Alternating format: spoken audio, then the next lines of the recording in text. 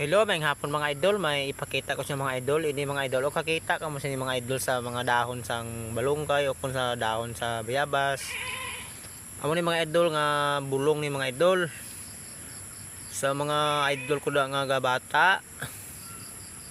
Kung may bata ka mo galaway mga idol, amo ni sao. Kwaon yun yung ulod sa dalom, kung may ulod ni mga idol o ara o.